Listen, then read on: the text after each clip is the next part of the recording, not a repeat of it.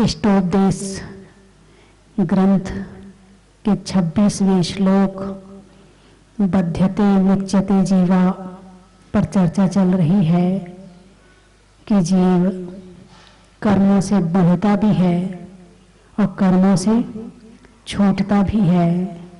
चर्चा चल रही है कि कर्मों से बढ़ता कैसे है। तो कर्म बंधन के 5 कारणों पर चर्चा की थी। मिथ्यात्व, अविरति, प्रमाद, कषाय और योग। भेद प्रभेद सहित इन पर चर्चा चल रही है। अंतिम में योग पर चर्चा हुई, मनोयोग पर हो चुकी, वचन योग पर हो चुकी, काय योग पर चल रही है कि काय योग से कर्म बंध होता है। तो काय योग मिलता कैसे है? तो बोले नाम कर्म के उदय से मिलता है। तो नाम कर्म की कितनी प्रकृतियां हैं? तो बताया 93 प्रकृतियां हैं। बाकी पर चर्चा हो चुकी थी। फिर चर्चा हुई कि तीर्थंकर प्रकृति भी नाम कर्म की एक प्रकृति है। फिर तीर्थंकर प्रकृति का बंध कैसे होता है? तो बताया 16 कारण भावनाओं को भाने से तीर्थंकर प्रकृति का बंध होता है। 16 कारण भावनाओं में ज्ञानाभ्यास पर चर्चा चल रही है। किस पर चल रही है? ज्ञानाभ्यास पर, कि ज्ञान का अभ्यास हमेशा करते रहना चाहिए। जैन धर्म में जैन साहित्य, जैन ग्रंथ, जैन शास्त्र कितने हैं? कोई गिनती बता सकता है?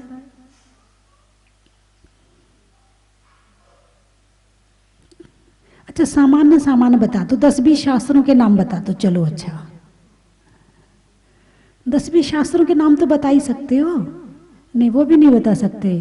कहना हमने ध्यान ही नहीं दिया कभी। हमें हमारे जो रसोई है उसके वहाँ डब्बे में क्या क्या रखा है ये तो हम बता देंगे। हमारे दुकान में कहाँ पर क्या रखा है हम ये भी बता देंगे। हमारे रिश्तेदार कहाँ कहाँ रहते हैं हम ये भी बता देंगे। हैं हम किससे कितना लेना है और किसको कितना, हम ये भी बता देंगे। मगर मंदिर में कितने शास्त्र रखे हैं और कौन कौन से उनके नाम हैं ये नहीं बता पाएंगे। क्यों? रुचि जहां होती है वहां काम होता है। रुचि रसोई में है तो मसाले के डिब्बे याद आते हैं। रुचि दुकान में है तो कपड़े की दुकान, बर्तन की दुकान और फैक्ट्री नजर आती है। रुचि ज्ञान में नहीं है इसलिए शास्त्र नजर नहीं आते। अब हमसे पूछोगे कितने शास्त्र हैं, आप कहोगे माता जी आपका काम क्या है, आपको थोड़ी कुछ करना है। कुछ नहीं करने वाला जरूरी नहीं है कि शास्त्र पढ़े, ये ध्यान रखना। हजारों लाखों करोड़ों लोग होंगे जिनके पास कोई काम नहीं है, वो फिर भी शास्त्र नहीं पढ़ते हैं। अब बुढ़ापे में कितने वृद्ध होंगे जिनको बच्चों ने दुकान से फ्री कर दिया है कि पापा जी अब आप मेहनत मत करो, रहने दो, ठीक है। महिलाओं ने अपनी सासू को रसोई से फ्री कर दिया, अम्मा जी अब आप माला फेरो बैठ के, अब मत आया करो रसोई में, कोई बात नहीं है। तो क्या वो जिनको समय मिला है क्या वो लोग शास्त्र पढ़ रहे हैं? बोलिए, नहीं पढ़ रहे हैं। जो महिलाएं 2 जनों का खाना बनाती हैं, केवल 2 जनों का, पति और पत्नी, अभी तीसरा घर में कोई नहीं है, क्या उनको टाइम नहीं मिल रहा है? क्या वो शास्त्र पढ़ रहे हैं? नहीं पढ़ रहे हैं। तो ये जरूरी नहीं है कि टाइम मिलता है काम ना हो तो शास्त्र पढ़े ही, ये कोई गारंटी नहीं है। ये निर्भर करता है हमारी रुचि पर, ये निर्भर करता है हमारे वैराग्य पर, ये निर्भर करता है हमारे आत्म कल्याण की भावना पर, ये निर्भर करता है हमारी सच्चे सुख की प्राप्ति पर। जिनके लक्ष्य यहाँ हैं, जिनकी दृष्टि यहाँ है, वो तो स्वाध्याय करेगा, वो तो जानने की कोशिश करेगा, अंदर से अंदर जाएगा और अंदर जाएगा और अंदर जाएगा। यहाँ नहीं समझ में आएगा, साधु से पूछेगा, साधु से समझ में नहीं आएगा, किसी दूसरे साधु से पूछेगा, लेकिन जिज्ञासा को शांत करेगा क्योंकि उसने उस तरफ प्रवेश कर लिया है। और उस तरफ प्रवेश करने का मतलब है कि रास्ते में गाड़ी सही रास्ते पर चल रही है। और केवल संसार में गाड़ी दौड़ रही है तो समझना भी रास्ता सही नहीं है। वो रास्ता चारों गति के भ्रमण का जाता है और ये रास्ता चारों गति से निकलने का जाता है। और चारों गति में भ्रमण जिनको करना है वो उस रास्ते पर बड़े आराम से चल रहे हैं, मन लगा के चल रहे हैं, होश ही नहीं है कि चल भी रहे हैं। बोलिए ऐसा है कि नहीं? अच्छे और बुरे का ज्ञान करके चल रहे क्या? हे और उपादेय को जान करके चल रहे क्या? हे उपादेय का ज्ञान हो जाए तो चले क्यों? रास्ता मुड़ ना जाए हमारा। तो जैन धर्म में साहित्य भंडार इतना है, इतना है, इतना है कि एक जन्म में तो ये पढ़ ही नहीं सकते हैं। पढ़ने वाले की बात हो रही, समझने की बात नहीं हो रही। पढ़ना, समझना और याद करना 3 चीज हैं। मात्र पढ़ने की बात हो रही कि एक जन्म में तो जैन साहित्य पढ़ा नहीं जा सकता, इतना है जैन साहित्य, क्योंकि अभी उम्र कम है और जैन शास्त्र ज्यादा है। समझने की बात आए तो एक शास्त्र को कम से कम 3 बार पढ़ो, कम से कम 3 बार। और कर्णानियोग का शास्त्र यदि है तो वो शास्त्र जो है वो तो किसी ज्ञानी के सामने बैठकर ही पढ़ना पड़ेगा, अकेले तो समझ में आने वाला है ही नहीं। प्रथमानियोग है, आप पढ़ते हो, कहानियां हैं, समझ में आ जाती हैं। चरणानियोग है, क्या खाना, क्या पीना, कैसे रहना, कैसे चलना, कैसे बोलना, कैसे देखना, कैसे उठना, कैसे सोना, समझ में आ जाता है। द्रव्यानुयोग है, वो भी थोड़ा बहुत समझ में आ जाता है। लेकिन कर्णानुयोग का विषय तो ऐसा है कि बस पूछो मत। और जब एकाग्रता यदि बनती है, आप प्रथमानुयोग 1-2 घंटा पढ़ लो, बस बहुत हो गया। चरणानुयोग को भी ज्यादा पढ़ने का मन नहीं लगेगा। लेकिन यदि कर्णानुयोग समझ में आने लगे और उसको लेके बैठ जाओ तो 4 घंटे में भी ये लगता है कि बंद मत करो, बस पढ़ते रहो।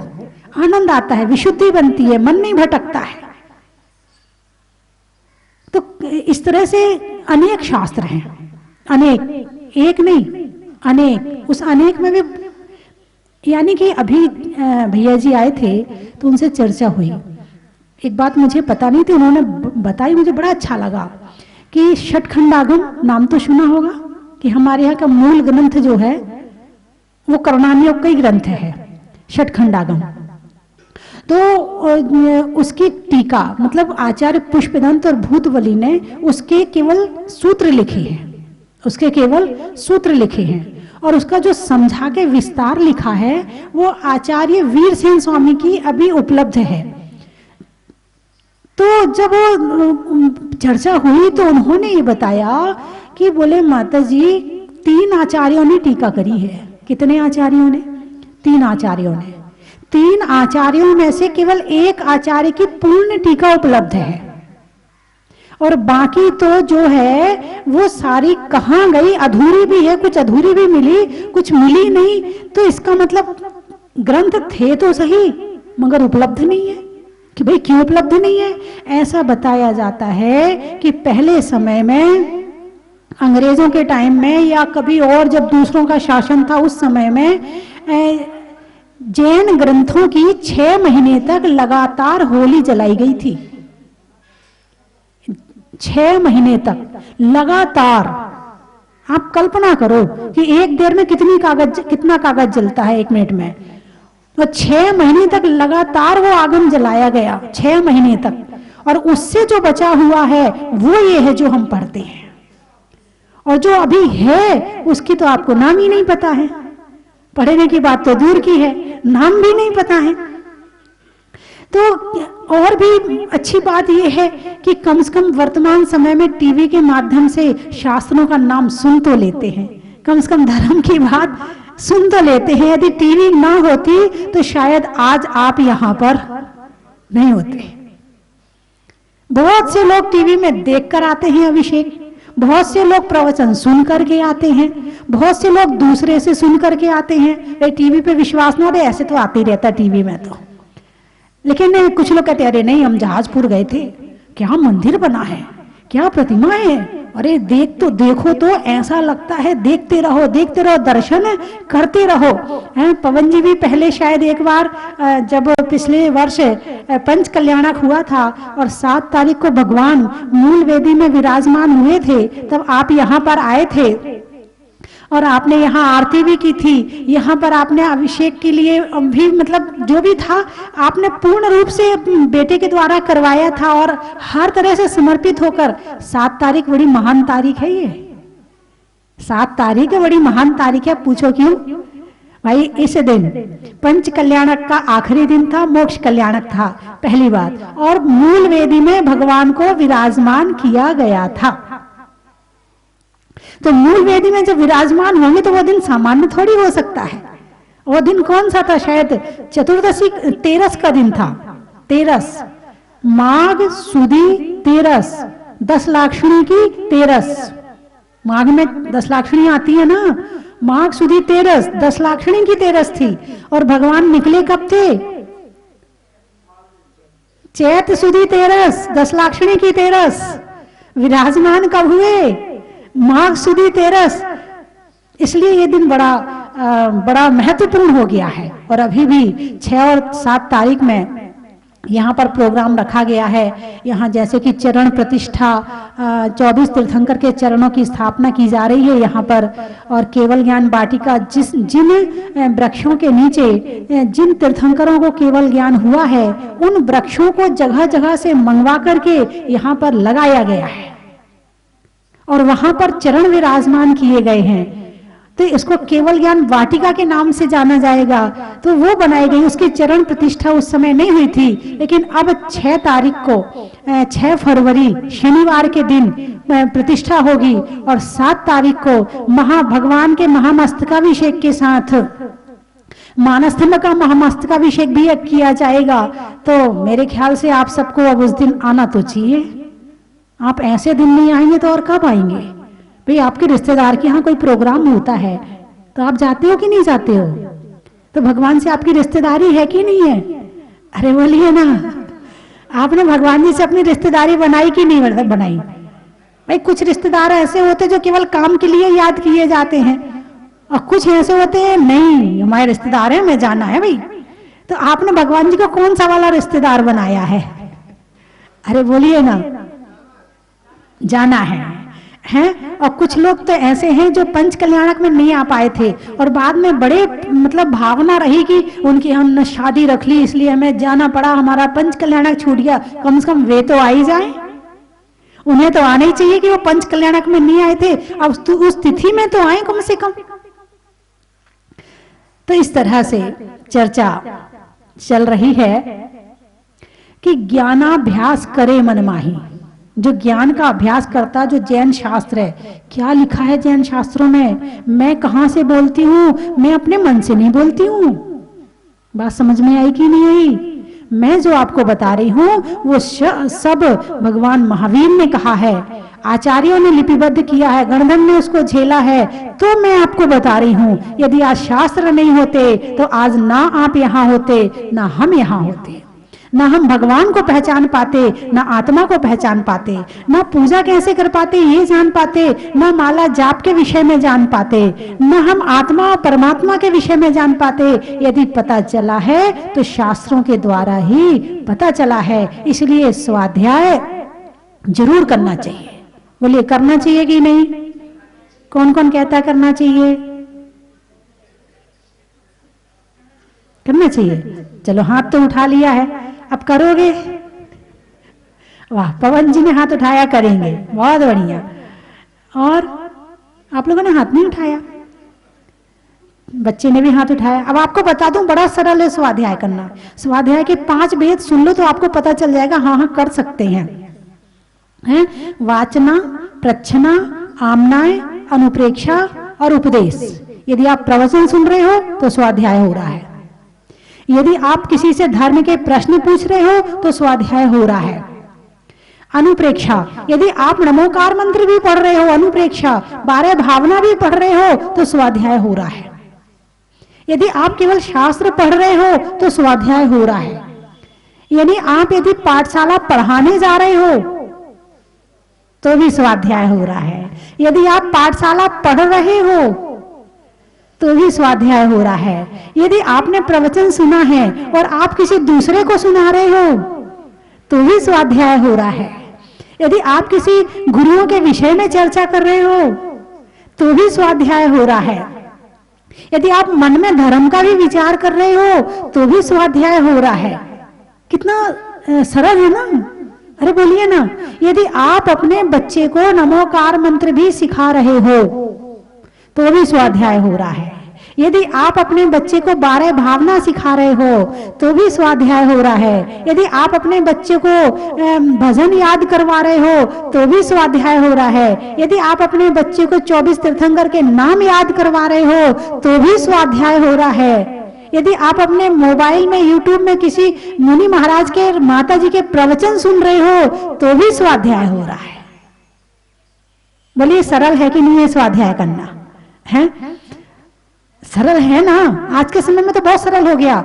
यानी ऐसे बहुत सारे साधु संत हैं जिन्होंने प्रेरणा करके जितना अपना जैन साहित्य, जितने शास्त्र हैं, सारे के सारे मोबाइल में डलवा दिए, क्योंकि उन्हें पता है कि आने वाले समय में लोग किताब कम पढ़ेंगे, शास्त्र कम पढ़ेंगे, मोबाइल हाथ में हर जगह रहेगा, अपने खोलेंगे और पढ़ लेंगे।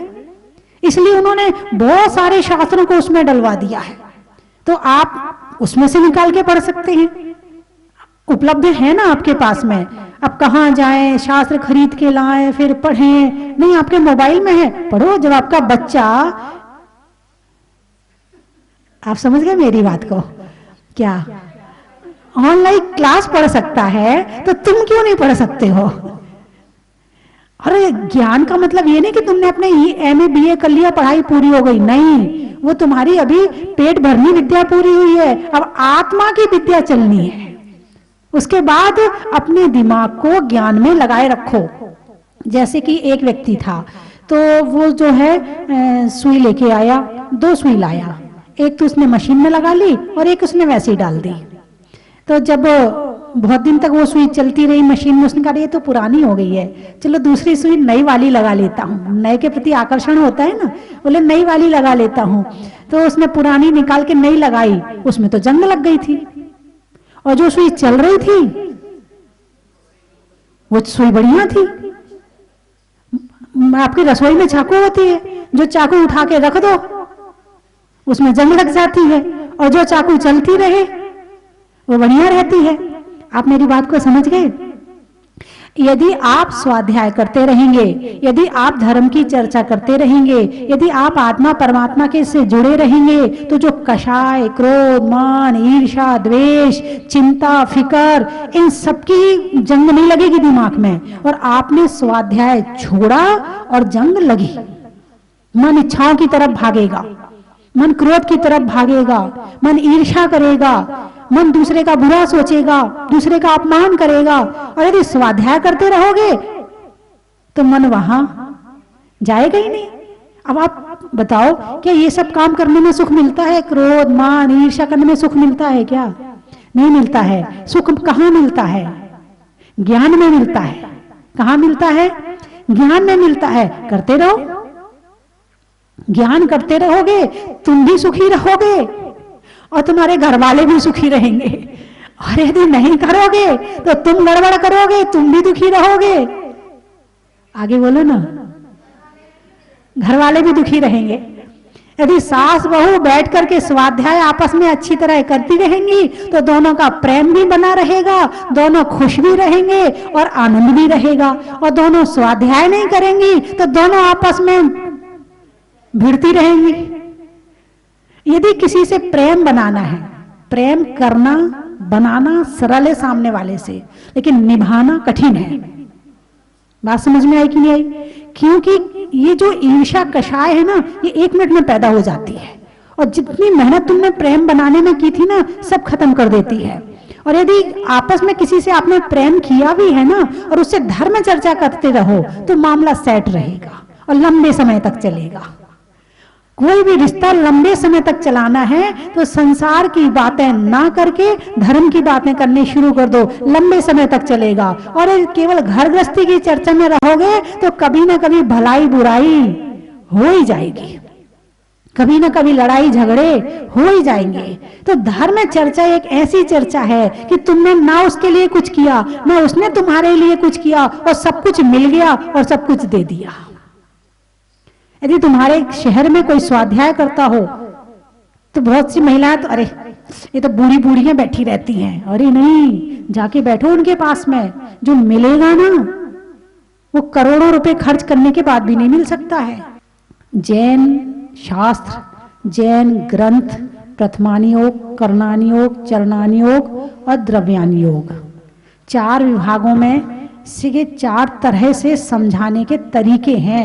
ये धर्म अलग अलग नहीं है, केवल समझाने के लिए अलग अलग किया गया। जैसे एक माँ है, एक बच्चा जा रहा है उंगली पकड़ के माँ की, थोड़ी देर बाद उंगली छोड़ देता है और आगे आगे चलने लगता है, ठोकर खा के गिर जाता है तो रोता है। तो माँ कहती बेटा क्यों रो रहा है, चुप हो जा, देख तेरा बड़ा भाई गिरा था वो तो रोया नहीं था, वो फिर भी चुप नहीं होता।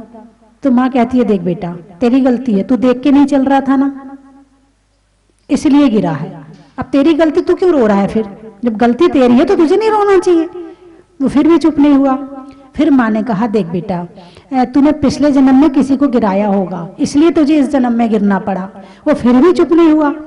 तो माँ ने कहा देख बेटा जिसे चोट लगी है वो तू नहीं है और जो तू है उसे चोट लगती नहीं है। माँ ने बात को समझाया है ना, बेटे को समझाया। एक माँ ने 4 तरह से बात को समझाया है। ऐसे ही जिनवाणी हमारी माँ है, जिनवाणी हमारी माँ है, हमारी हित की सोचती है, हमारा अच्छा सोचती है। तो पहले हमें प्रथमानी योग के माध्यम से समझाती है। देखो सीता के ऊपर संकट आए थे, उसने तो राम से बदला नहीं लिया, अंजना को घर से निकाल दिया था, उसने अपनी सास से बदला तो नहीं लिया है। और देखो श्रीपाल पर संकट आए थे, देखो पांडवों पर संकट आए थे। तो इस तरह से प्रथमानी योग के माध्यम से समझाती है। जो छोटा बच्चा होता है ना उसे कहानी से समझाना पड़ता तो वो जल्दी समझ जाता है। तो इसलिए शुरुआत में पहले महापुरुषों की कथा के माध्यम से समझाते हैं, फिर चरणानी योग के माध्यम से समझाते, ऐसे खाना ऐसे पीना, फिर भी गलती करोगे तो तुमने गलती करी, क्यों दुखी होते हो, तुमने गलत खाया था इसलिए बीमार हो गए, तुमने गलत पिया था इसलिए बीमार हो। अब तुम भगवान से प्रार्थना मत करो, तुम पुरुषार्थ करो, त्याग के पथ पे चलो तो कर्म कटेंगे। मात्र आशीर्वाद दे दो, आशीर्वाद दे दो, उसे कर्म नहीं कटेंगे। होता है तुम्हारे पास दीपक हो, तेल हो, बाती हो तो ज्योति यहां से मिल सकती है। तुम्हारे पास दीपक हो, तेल हो, बाती हो तो ज्योति यहां से मिल सकती है। लेकिन दीपक तेल का आता पता नहीं है और ज्योति की कामना करो तो लोगे कहां पर। तो चरणानी योग हमें सिखाता है कैसे चलना। तुम देख के नहीं चल रहे ना इसलिए ठोकर लगी है, तुमने देख के नहीं खाया ना इसलिए तुम्हें पछताना पड़ रहा है। तो ये चरणानी योग के माध्यम से सिखाती। करणानी योग के माध्यम से जब कोई दिक्कत आती तो पिछले जन्म में किसी के साथ किया होगा इसलिए इस जन्म में हमारे साथ हो रहा है। तो करणानी योग के माध्यम से सिखाती। फिर द्रव्यानी योग के माध्यम से सिखाती है कि भाई देखो जो आत्मा है वो अलग है और जो शरीर है वो अलग है। बीमारी आई है शरीर में आई है, आत्मा में नहीं आई है। तो ऐसे आत्मा और शरीर को अलग करके सिखाती है। तो जिनवाणी माँ हमें हर तरह से सुखी करने का प्रयास करती है। और तुम नहीं होना चाहो, जो माँ के पास जाएगा ही नहीं तो फिर वो भटकते रहो जन्म जन्म में। माँ तो सुख का रास्ता दिखा रही है, तुम नहीं देखना चाहते हो, मत देखो। इससे माँ का कुछ नहीं बिगड़ने वाला, जो बिगड़ेगा तुम्हारा बिगड़ेगा। तो चारों अनुयोग के माध्यम से इतने सारे शास्त्र हैं। आप सोचते कहां से शुरुआत करें? चलो प्रथमान योग से शुरुआत करो। महावीर पुराण पढ़ो, पांडव पुराण पढ़ो, पद्म पुराण पढ़ो, हैं महापुराण पढ़ो, यहां से शुरुआत करो। उसमें आपको प्रथमान योग भी मिलेगा, करणानी योग भी मिलेगा, क्योंकि प्रथमान योग में महापुरुषों की चर्चा है। फिर उन्होंने जो आचरण किया था उनका आचरण हमें शिक्षा दे रहा है, तो चरणानी योग की चर्चा है। जब वो दीक्षा लेते हैं और फिर वहां पर दीक्षा लेने के बाद उपदेश करते हैं, केवल ज्ञानवान होने के बाद उपदेश करते हैं, उसमें करणानी योग की चर्चा भी आ जाती है, द्रव्यानी योग की चर्चा भी आ जाती है, प्रथमान योग में चारों योग की चर्चा आ जाती है। आप पढ़ो तो सही, शुरुआत तो करो। लेकिन टीवी और मोबाइल से मन हटे तब तो। तुम्हारा फेसबुक और व्हाट्सएप, यूट्यूब, हाँ देखो बच्चे बोल रहे हैं, बड़ों को पता है नहीं पता ये पता नहीं, लेकिन बच्चों को जरूर पता है। यूट्यूब और बेटे और नाम तो बताओ उनका। इंस्टाग्राम, टेलीग्राम, वाह मास्टर हैं।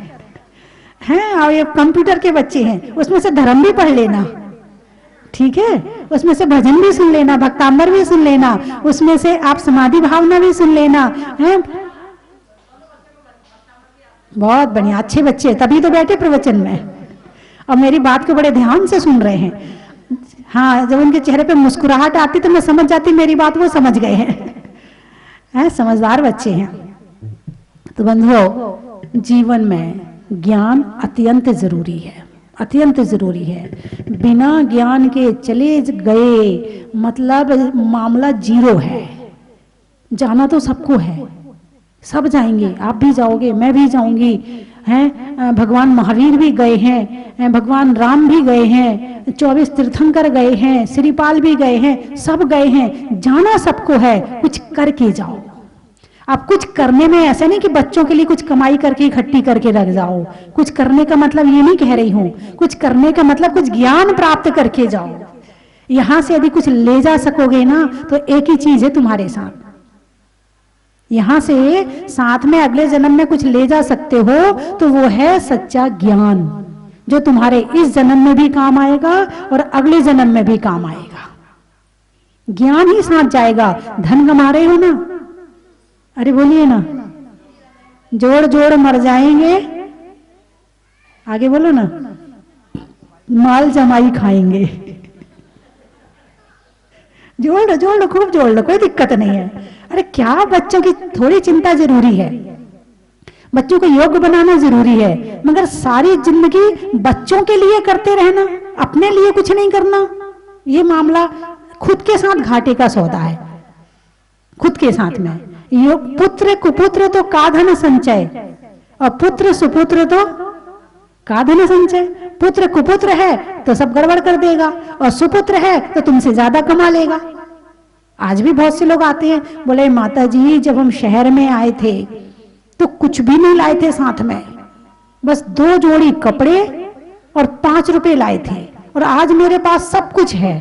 तो उनके पिताजी ने उनके लिए कुछ नहीं किया, उनने अपने लिए सब कुछ कर लिया। ये तो सब मामला हाथ का नहीं है।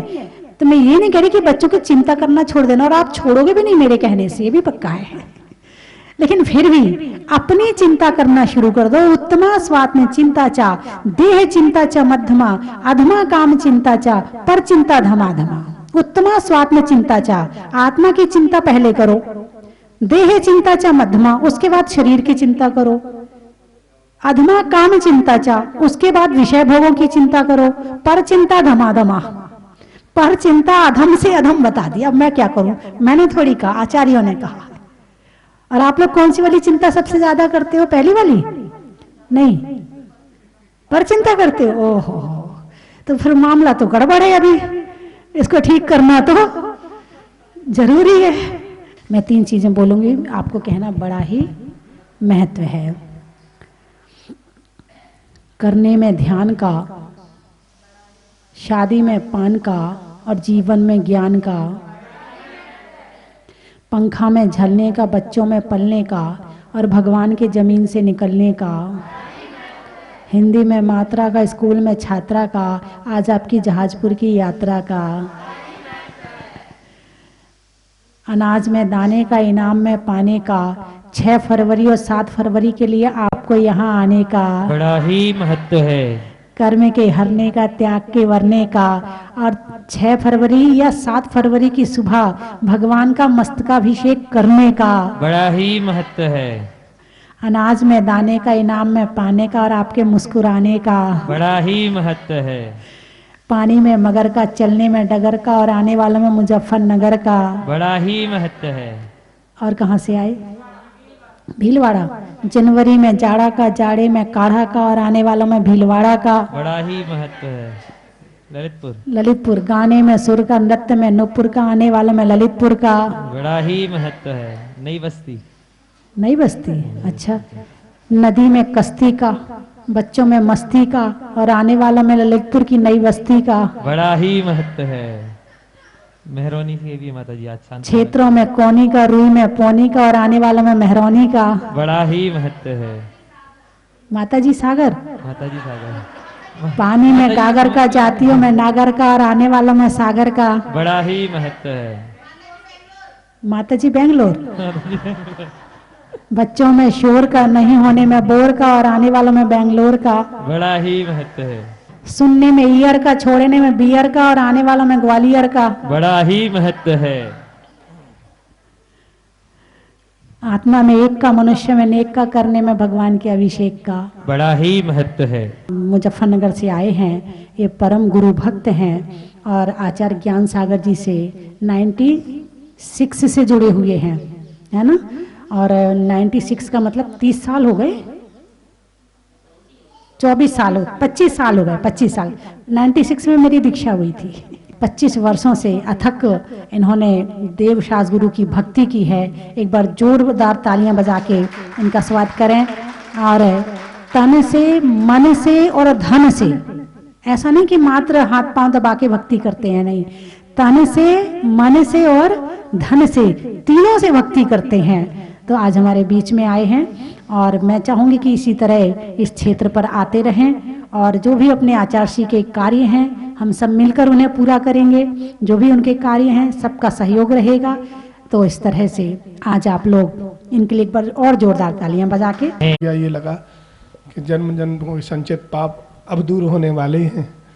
माता जी ऐसी कृपा बनी रहे और ऐसी ईश्वर से यही कामना है। हमारे पुण्य का उदय हुआ तो हम लोगों को यहाँ पे आने का सौभाग्य प्राप्त हुआ। हम लोग 2000 नवंबर में भी माता जी यहाँ आए थे। उस समय भी हमको अभिषेक और शांति धारा का सौभाग्य प्राप्त हुआ था। उस समय पिताजी साथ थे, मम्मी तो अभी भी आई हुई हैं। और उस समय जी बेंगलोर से उस समय आपका आशीर्वाद मिला था।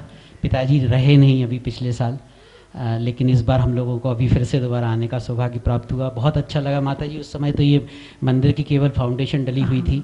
हम लोग इसी कमरे में रुके हुए थे, बिल्कुल आपके सामने, बाजू वाले कमरे में जी आपके बाजू वाले कमरे में रुके हुए थे। और इतना बढ़िया मंदिर जी, इतना बढ़िया मंदिर बन गया माता जी। और अब हम क्या बताएं, हम लोगों को तो भाव विभोर हो गए हैं आज एक्चुअली यहाँ पे आने के बाद। और बेटा आया हुआ है वंश, धर्मपत्नी है संध्या जैन। माता जी आपका आशीर्वाद चाहेंगे। और हम अब मुनि सुब्रतनाथ जी से तो यही प्रार्थना रहेगी कि हम लोगों को बार बार यहाँ पे आना हो और हमें आपका आशीर्वाद मिलता रहे। जहाजपुर बहुत अच्छा लगा माता जी। अभी पापा जी आए थे हमारे दीपावली पे। तो हम लोग मतलब शुरू जब से नींव डली है, जब से आपके आशीर्वाद से जुड़े हुए हैं यहाँ पे। और इतना चमत्कार मैंने पहली बार देखा, इतने कम समय में इतना विशाल प्रांगण मंदिर आपके आशीर्वाद से बना। बहुत ही ज़्यादा मतलब भाव वैसे होते हैं कि इतनी जल्दी कोई तीर्थ क्षेत्र मैंने कभी बनते हुए देखा नहीं। हमारे एमपी में भी तीर्थ क्षेत्र बन रहे हैं, मगर अभी उनकी नींव डली ही है। यहाँ पे तो सब तैयार हो गया और चमत्कार मतलब है, चमत्कार है। आपका बहुत आशीर्वाद है। भीलवाड़ा से तो 90 किलोमीटर ही दूरी है और इतना चमत्कार जहाजपुर में देखा, मुझे बहुत ही अच्छा लगा। मैं पंचकल्याण के आखिरी दिन भी आई थी जब भगवान विराजमान हुए थे। उस दिन के बाद मैं आज ही आई हूँ। मुझे यहाँ देख के इतनी खुशी हुई है कि मैं कुछ कह नहीं सकती। और मैं तो यहाँ से जुड़ी हुई हूँ। पहले भी शनिवार की हर शनिवार के उसमें 101 रुपये के उसमें भी जुड़ी हुई थी। और मैं आने का हर बार मन करता है और मैं हमेशा यहाँ पे आके आज तो मैं पूरे परिवार के साथ आई हूँ। मेरे दोनों पोते पुत्र पति सभी के साथ आई हूँ और मेरे को इतना खुशी हो रही है कि मैं कह नहीं सकती। आज तो मेरी पुत्र वधू आशा जी का ही जन्मदिन है और इसी के कारण से मैंने शांति धारा ली है। और जानकर मेरे को बहुत खुशी हुई है कि माता जी यहाँ के मंदिर की दिन और रात मेहनत करके इतना सुंदर मंदिर बनाया है कि प्रशंसा करते हुए मुझे अपार खुशी हो रही है। बोलिए जैन धर्म की जय। पूरे भारतवर्ष में ये जो मंदिर बना है, इसकी डिजाइनिंग, प्रतिमा और जो भी व्यवस्थाएं हैं वो बहुत ही अद्भुत है, अल्टीमेट है, बहुत बढ़िया है। बहुत आपका प्रयास रहा है यहाँ पे।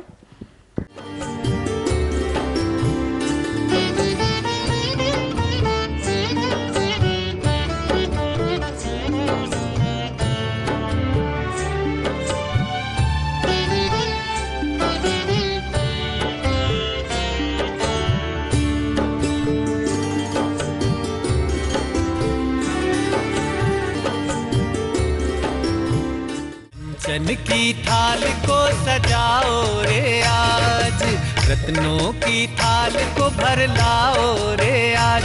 आओ आओ करे रे गुणगान आरती भगवन की, आओ आओ करे गुणगान आरती भगवन की।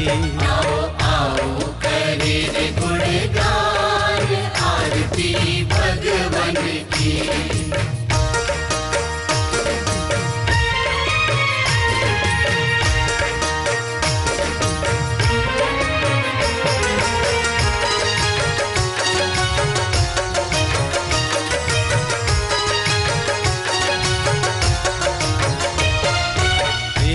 सुमित्र के राज दुलारे, माँ पद्मा जी के नैनों के तारे।